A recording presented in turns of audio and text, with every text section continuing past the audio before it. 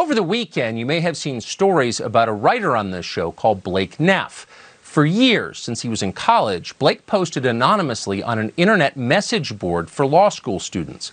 On Friday, many of those posts became public. Blake was horrified by the story and he was ashamed. Friday afternoon, he resigned from his job.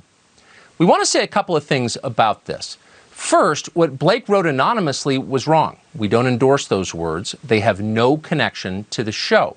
It is wrong to attack people for qualities they cannot control. In this country, we judge people for what they do, not for how they were born. We often say that because we mean it. We'll continue to defend that principle, often alone among national news programs, because it is essential. Nothing is more important. Blake fell short of that standard, and he has paid a very heavy price for it. But we should also point out to the ghouls now beating their chests in triumph at the destruction of a young man that self-righteousness also has its costs. We are all human. When we pretend we are holy, we are lying. When we pose as blameless in order to hurt other people, we are committing the gravest sin of all, and we will be punished for it. There's no question. Appreciate it. Well, we're out of time. Going to spend the next 4 days trout fishing. Long planned. This is one of those years where if you don't get it in now, you're probably not going to. If something dramatic happens, of course, we'll be back. We've got some tape segments for you. Brian Kilmeade will be sitting in. But in the meantime, we hope you have the best and happiest week, and we'll be back on Monday, if not before, 8 p.m. Eastern, the show that is the sworn and totally sincere enemy of lying, pomposity, smugness, and groupthink. Until then, the great Sean Hannity. It's a good time to go fishing, especially if you're a white supremacist who just got outed for being a blatant white supremacist. Well, that's not actually the story with Tucker Carlson, but his producer, the one who writes those wondrous words that he speaks out of his mouth every night, looking like he knows how to write something when the man barely graduated high school.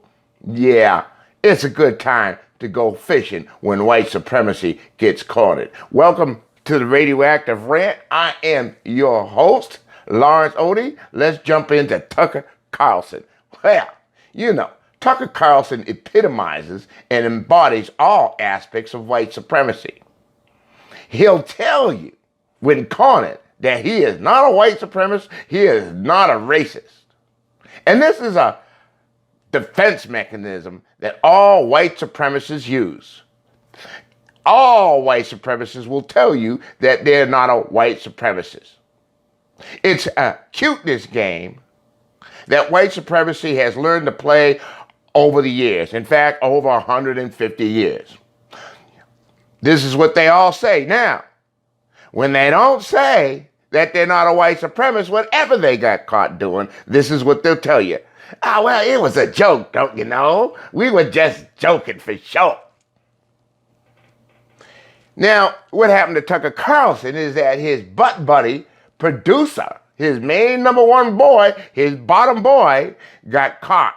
Now, this dude was on a racist chat room, or in a racist chat room, for years. And, you know, that's how white supremacy does it. They are undercover. That's why the Klan came to your house in the middle of the night, wearing hoods and whatnot. Undercover. All right? So, he gets caught. They find him out. They do all that they have to do. I was reading all about it. They pinpointed or triangulated, if you will, that the person making these racist and misogynist remarks in this chat room was most likely Tucker Carlson's writer, Blake Neff.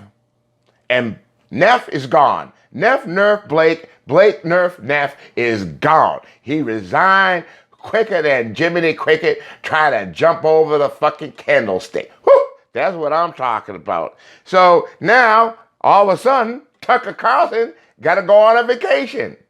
He said it was a well-planned vacation, well ahead of time. Had nothing to do with my producer, who he gave some kind of somewhat of an excuse, because it damn sure wasn't an apology. I don't know, you saw the clip. Did you hear an apology? But he gone fishing and it was well planned. Here's the deal, people. He said the very same thing the last time he got caught.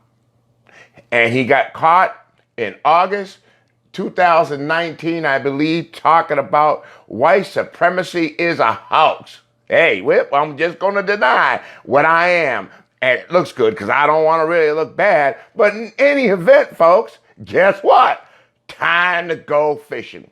Well, hopefully one day Tucker Carlson will be able to go fishing permanently.